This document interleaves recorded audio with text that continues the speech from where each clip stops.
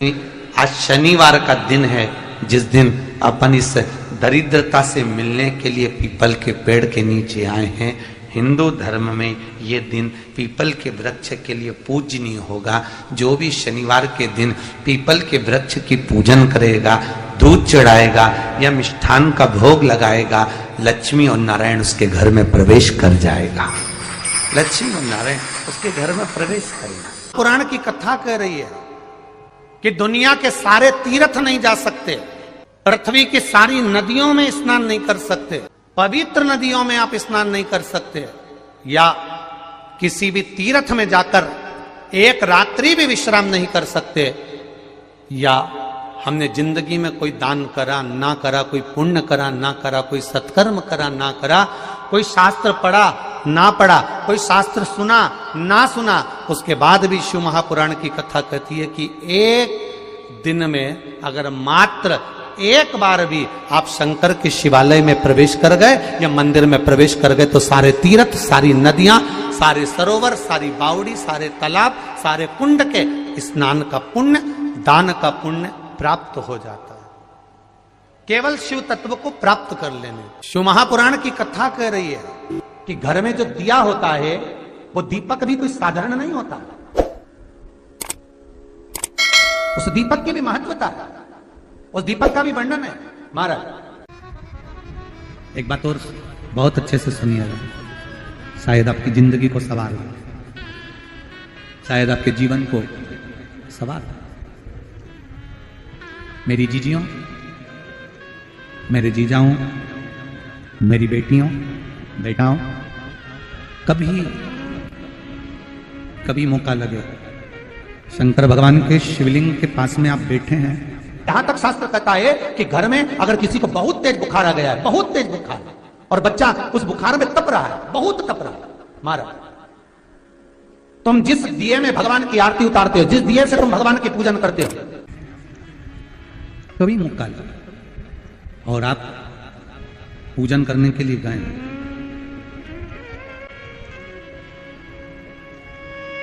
कभी पूजन करने के लिए, और आपको शंकर भगवान के शिवलिंग के पास में या शंकर भगवान के शिवलिंग के ऊपर कनेर का अगर पीला फूल देखा है ना आप लोगों ने, अरे बोलो तो जमके, देखा है? कनेर का यदि पीला फूल शिवलिंग के आसपास में या शंकर भगवान के ऊपर कहीं रखा हुआ भी दिख जाए, विषम परिस्थिति हो, बहुत हिम्मत ना हारते हो, तभी भगवान अकेले में एकांत में आप पहुंचे उनके पूजन के लिए, कनेर का पुष्प वहां रखा है, चाहे वो जलाधारी पर रखा हो, चाहे वो शिवलिंग के पास में रखा हो, शिवलिंग पर रखा हो, उस कनेर के पुष्प को अगर आप 5 जगह का स्पर्श कराकर अपने हृदय की बात कहकर वापिस महादेव को समर्पित कर देते हो, तो भी मेरा महादेव तुम्हारे दुख का निवारण कर देगा। अब वो 5 स्थान, वो 5 स्थान, पहला गणेश जी, गणेश जी का जो स्थान होता है वह जगह, दूसरा षडानंद कार्तिक, तीसरा अशोक सुंदरी वाला स्थान, चौथा जलाधारी जो ऊपर से बूंद बूंद जल नीचे गिरा रही है, जया, विषहरा, शामली बारी, दौतली, देव, शंकर जी की 5 बेटियों का, और 5वें नंबर का है शंकर भगवान के, जो कैसे वर्णन किया जाए, त्रिशूल के 3 भाग होते हैं। करें दर्शन आप लोगों ने, ये से सामने त्रिशूल लगा है, इस त्रिशूल के ऊपर देखेंगे तो 3 भाग दिख रहे हैं, नजर आ रहे हैं सबको? त्रिशूल का जो 3 भाग होता है, उस 3 भाग का जहां ज्वाइंट होता है, जहां मिलता है, एक जगह पर देखो तीनों भाग एक जगह पर मिले हुए, 3 भाग का जहां मिलन होता है, पंचम स्थान, ये 5वां स्थान, यहां पर स्पर्श कराकर शिवलिंग पर अपनी कामना कर श्री शिवाय नमस्तुभ्यम कहकर बाबा से अपने मन की बात कहकर जो समर्पित कर देता है, हम 3 महीना भी नहीं कहेंगे, हम तो कहेंगे अगर ज्यादा दुख है 3 दिन इंतजार करना, मेरा बाबा उस दुख को मिटाएगा। 3 महीना बहुत दूर, पर करना है दिल से। और कई तरह के दीपक होते हैं, दीपक का भी विधान वर्णन किया गया, उस दिए का भी वर्णन किया गया। यहां तक शास्त्र कहता है कि घर में अगर किसी को बहुत तेज बुखार आ गया है, बहुत तेज बुखार, और बच्चा उस बुखार में तप रहा है, बहुत तप रहा है, मारा, तुम जिस दिए में भगवान की आरती उतारते हो, जिस दिए से तुम भगवान की पूजन करते हो, उस दिए की बत्ती को नीचे डाल दीजिए और उस दिए को पानी की बाल्टी में धो दीजिए। कौन सी बाल्टी में? जिस बाल्टी के पानी से आप बच्चे को स्नान करा सको। मारा, केवल भगवान पर से ले जाकर, पास में से ले जाकर उस बाल्टी में थोड़ी देर डाल दो और उस बाल्टी के पानी से उस बच्चे को स्नान करा दीजिए। 15 से 20 मिनट, आधा घंटा लगेगा बच्चे का। बड़ी बेचैन दिख रही हो तुम, क्या बात है? पार्वती जी कहती है, देवव्रत, कश्मीर प्रदेश का एक भक्त देवव्रत बेलपत्री के वृक्ष के नीचे बैठकर आपका मंत्र जाप कर रहा। मैं आपको जगाना नहीं चाहती थी, पर बेलपत्री के वृक्ष के नीचे लक्ष्मी झाड़ू लगाती है, सरस्वती वीणा बजाती है, इंद्राणी उस बेलपत्री के वृक्ष के नीचे जल का सिंचन करती है, 33 कोटि देवी देवता उस बेलपत्री के वृक्ष की जड़ में विराजमान होते हैं। इसलिए देवव्रत एक बार पंचाक्षर मंत्र बोलता है तो वो 33 करोड़ बार गिना जाता है। ऐसा बेलपत्री का वृक्ष होता है। बेलपत्री के वृक्ष के नीचे एक बार अगर भगवान का नाम लिया जाता है तो वो 33 करोड़ बार, 33 कोटि बार गिना जाता है। एक मंत्र केवल नमः शिवाय, ओम नमः शिवाय, नमः शिवाय, ओम नमः शिवाय, 33 कोटि बार गिना है। 33 कोटि, कितना सुंदर लिखा है। फिर वही वाली बात आ गई जो पहले कथा में कहा, अपने लिए अच्छा वाला घी छाट के लाना, अच्छी कंपनी का लाना, और जब यज्ञ करने बैठे, पूजन करने बैठे, हवन करने बैठे, भगवान का कोई पाठ पूजन करवाई, पूजा वाले दुकान पे बोलना कि पूजा का घी चाहिए। तो वो पूजा का सामान बेचने वाला भी चतुर था, उसने पूजा का ही घी दिया। तो इन्होंने पूछा, भैया ये घी कितने का? तो क्या 80 रुपए का? तो 80 रुपए का आधा किलो? तो क्या पूजा का है? भारत की भूमि पर, इस मृत्यु लोक में, पूरे विश्व में ऐसे कई घर हैं जिनके घर में गुजारा करने की भी आफत है। पहनने के कपड़े नहीं, किसी के यहां पर भोजन नहीं, किसी के यहां जमीन नहीं, किसी के यहां दुकान नहीं, कोई पूरी जिंदगी किराए के मकान में निकाल देता है। नहीं, मेरा एक निवेदन है, इस कथा को जितने छत्रपति संभाजी नगर के श्रोता भाई बहन श्रवण कर रहे हैं उनसे निवेदन करूंगा, आप हाथ का ठेला लगा रहे हो, सब्जी का ठेला लगा रहे हो, फल का ठेला लगा रहे हो, धक्के की जिंदगी जी रहे हो, दरवाजे पर बैठे हो, कहीं ना कहीं तुम दास्य भाव की जिंदगी जी रहे हो, तकलीफ में जिंदगी जी रहे हो, बहुत दुख की जिंदगी जी रहे हो, बहुत कष्ट की जिंदगी जी रहे हो, उनसे केवल निवेदन करूंगा, 3 महीने 2 जगह पर जल चढ़ाना प्रारंभ कर दीजिए। केवल 3 महीने, एक शंकर भगवान के शिवलिंग पर, दूसरा बेलपत्री के पेड़ के नीचे, 2 जगह पर जल चढ़ाना 3 महीने लगातार चालू कर दो। बाबा तुम्हारा हाथ पकड़कर तुम्हें उन्नति की सीढ़ी पर चढ़ा देगा। हमें कोई चमत्कार करना नहीं आता, और ना हम कोई तंत्र विद्या या मंत्र विद्या जानते हैं, ना हमारे पास में बेल है, ना हमारे पास में भभूति है, हमारे पास में तो केवल शिव का नाम है। आप श्री शिवाय नमस्तुभ्यम बोलो, ओम नमः शिवाय बोलो, नमः शिवाय बोलो, चाहे महामृत्युंजय मंत्र बोलो, उसका स्मरण करते करते भगवान शंकर के शिवलिंग पर जल, और उसी पात्र में जो जल तुमने शंकर जी को चढ़ाया है उसमें से बचा हुआ थोड़ा सा जल बेलपत्री के पेड़ के नीचे चढ़ाना प्रारंभ कर दो। अलग से बेलपत्री के पेड़ के नीचे चढ़ाने के लिए अलग से लोटा भर के जल जरूरत नहीं पड़ेगी। जो तुमने शिव जी को जल चढ़ाया, जो तुमने देवाधिदेव महादेव को जल चढ़ाया, बस उसी पात्र का जल शंकर जी को चढ़ाओ, उसमें से बचा हुआ थोड़ा सा जल बेलपत्री के वृक्ष के नीचे चढ़ाना प्रारंभ करना। कौन सा बेलपत्री का वृक्ष? जिसकी छाया आपके ऊपर आ रही हो।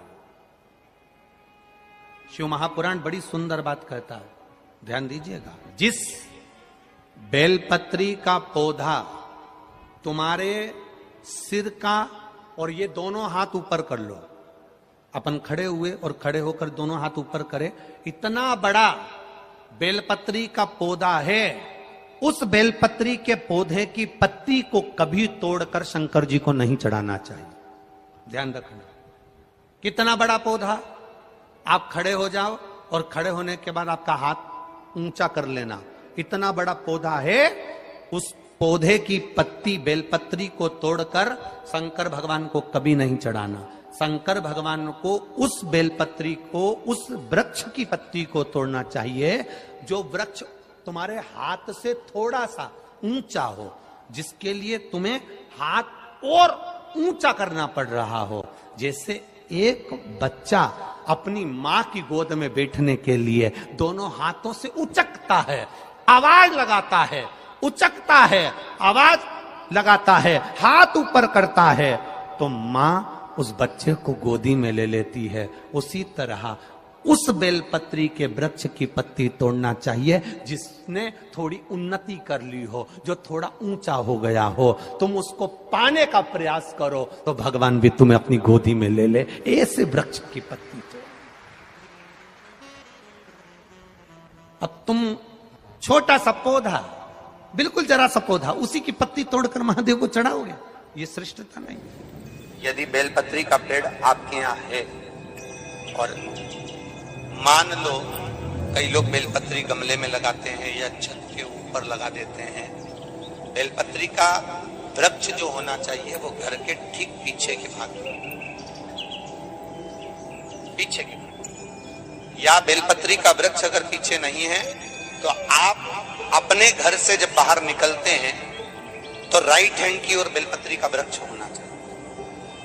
आप जब घर से प्रवेश कर रहे हैं, बाहर की ओर निकल, वो सुख का अनुभव करा। यदि घर से निकलते समय बेलपत्री का पेड़ लेफ्ट में अगर आता है, आप जिस घर से निकल रहे हो लेफ्ट में अगर बेलपत्री का पेड़ आता है तो आप 1 रुपए कमाएंगे, 1.25 रुपए खर्च होगा, पैसा हाथ में टिकेगा नहीं। घर में 10 लोग भी कमा रहे हैं तो पैसा घर में दिखेगा नहीं, आएगा जरूर, सारे काम होंगे पर टिकेगा नहीं। यदि लेफ्ट में, राइट भाग का बेलपत्री सुख का अनुभव। बेलपत्री का वृक्ष घर में लगाओ तो घर के पीछे के हिस्से में लगाना चाहिए, और ऐसी जगह नहीं लगाना कि जहां पर बेलपत्र में गंदा पानी जाए या कोई गंदी वस्तु उसके नीचे पड़े। 33 करोड़ देवी देवता बेलपत्री के पेड़ के नीचे सोमवार के दिन, कोई रविवार के दिन, कोई मंगलवार, कोई बुधवार, कोई गुरुवार, कोई शुक्रवार, कोई शनिवार के दिन बेलपत्री के नीचे आकर 33 करोड़ देवी देवता तप करते हैं, साधना करते हैं। बेलपत्री के पेड़ का बड़ा प्रमाण है। एक बेलपत्री ऐसी होती है जो कि शंकर पर अगर चढ़ी हुई है तो वापिस उतार कर धोकर फिर शिव को चढ़ा सकते। किसी व्यक्ति से कोई काम करवाना है, वो काम नहीं कर रहा, कोई फाइल आगे नहीं बढ़ रही है, कोई कार्य अटक रहा है, या फिर कहीं रुपया पैसा अटक गया हो, नहीं निकल रहा हो, तो एक जल के पात्र में जल भरकर 5 बेलपत्री शिव जी को समर्पित कर कुंदकेश्वर महादेव का नाम लेकर एक सफेद पुष्प बेलपत्री के ऊपर जो शिव जी को चढ़ाई है उस पर समर्पित कर जल जो लेकर गए हो, अपनी उस कामना को कर कि मेरा ये कार्य अटक रहा है, ये कार्य नहीं हो रहा, कुंदकेश्वर महादेव का नाम लेकर धीरे धीरे जल की धार चढ़ाइए। और एक बात हमेशा याद रखना, फिर निवेदन कर रहे हैं, अच्छे से समझ लेना, शंकर जी पर जब जल चढ़ता है, शिव जी का जब अभिषेक होता है, शंकर जी पर जब जल चढ़ाया जाता है, दूध चढ़ाओ, जल चढ़ाओ, कुछ भी चढ़ाओ, पर एक बात का स्मरण अपने जीवन में होना कि इतने ऊपर से मत चढ़ाना कि जल चढ़े और छींटे आपके ऊपर। बहुत ध्यान दीजिएगा। हाँ, तो यहां तक वर्णन करा गया है कि शंकर जी का जल चढ़ा हुआ जहां से बहकर जाता है ना, उसको लांगा तक नहीं जाता। यहाँ लांगते हैं क्या? नहीं ना, परिक्रमा भी करेंगे तो वहीं से लौट कर वापिस उधर जाएंगे। शिव जी का जहां से जल बहकर जा रहा हो, चढ़ा हुआ जल जहां से बहकर जा रहा हो, उसको लांगा तक नहीं जाता। और कई लोग बड़े बड़े आनंद में शंकर जी पे इतनी ऊपर से जल चढ़ाएंगे तो वो छींटे पूरे अपने ऊपर आना चाहिए, शरीर पर आना चाहिए। नहीं नहीं, उसका दोष है महाराज, उसका दोष है। आप भगवान को अगर जल चढ़ाओ, दूध चढ़ाओ, तो मान लो अगर जैसे एक सरल भाषा में समझ लो और अच्छे से, कि जैसे ये शिवलिंग है, शंकर जी का ये शिवलिंग है। और आप जल चढ़ा रहे हो तो इतनी ऊपर से छोड़ोगे तो पानी का छींटा तो अपने ऊपर आएगा, पर वही जल, वही दूध, वही सामग्री आप शिवलिंग से थोड़ी सी दूरी बनाकर अगर आप समर्पित करेंगे तो बाबा उसको स्वीकार भी करता है और आनंद की अनुभूति भी होती है, कार्य में सिद्धता भी आती है, कार्य में उसकी सिद्धता भी आती है।